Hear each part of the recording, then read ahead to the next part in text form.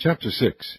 And it came to pass in the 480th year after the children of Israel were come out of the land of Egypt, in the 4th year of Solomon's reign over Israel, in the month Ziph, which is the 2nd month, that he began to build the house of the Lord. And the house which King Solomon built for the Lord, the length thereof was 60 cubits, and the breadth thereof 20 cubits, and the height thereof 30 cubits.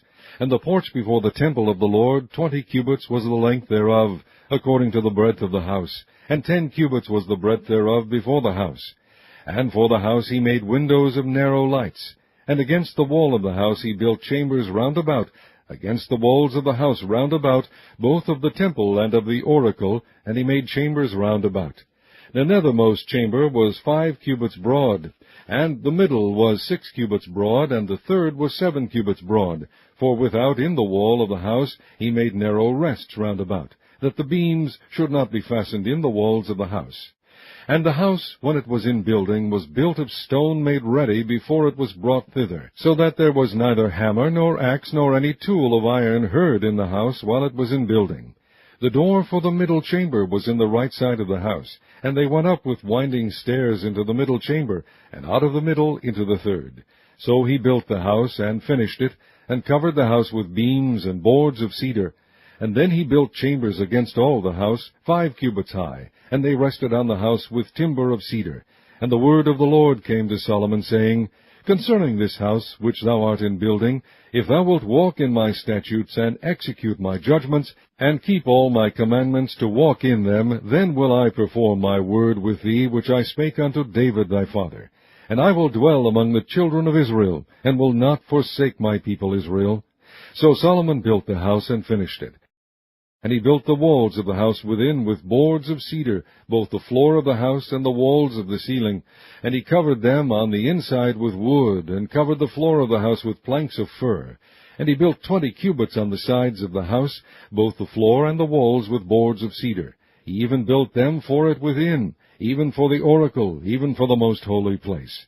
And the house, that is, the temple before it, was 40 cubits long. And the cedar of the house within was carved with knops and open flowers. All was cedar, there was no stone seen. And the oracle he prepared in the house within, to set there the ark of the covenant of the Lord. And the oracle in the forepart was 20 cubits in length, and 20 cubits in breadth, and 20 cubits in the height thereof.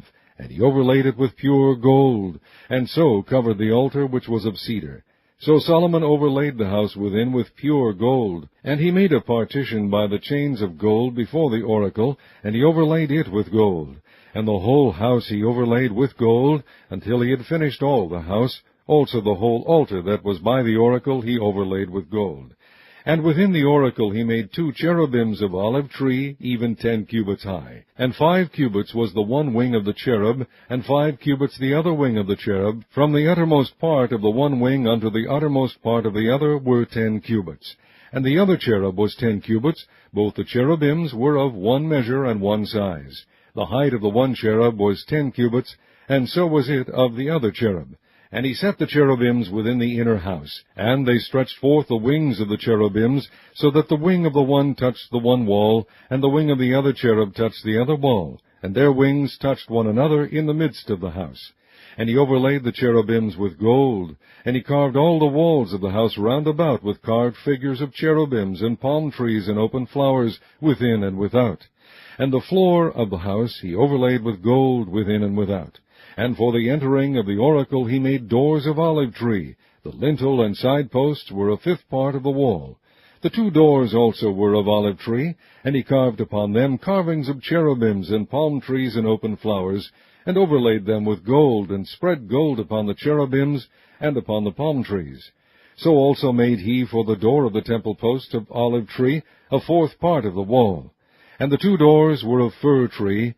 The 2 leaves of the one door were folding, and the 2 leaves of the other door were folding.